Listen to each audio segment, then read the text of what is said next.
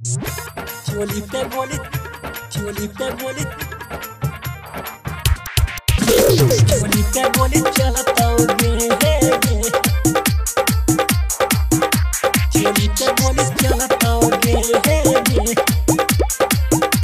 चोली पे गोली चलता गे।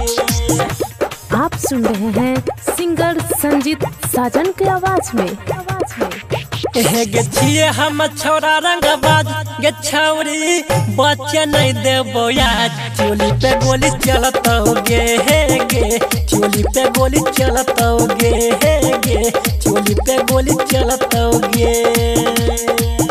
आज ठीक से कमर हिला गे लही नाचे हमर जिला।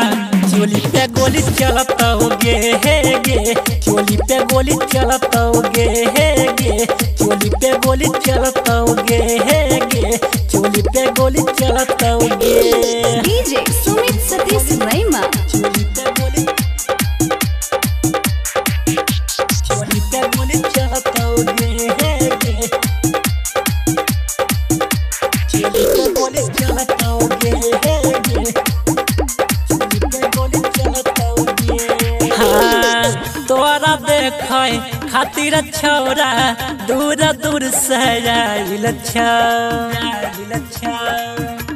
हाँ हे गे देखी तोहर पतली कमरिया सभे गो पगलाइल तनिया बे तो हमारा पास गे होई तो तोरा जवानी नाश। चोली पे गोली चलता गे चोली पे गोली चलता गे चोली पे गोली चलता गे चोली पे गोली चलता गे। डीजे सुमित सतीश रैमा चोली पे गोली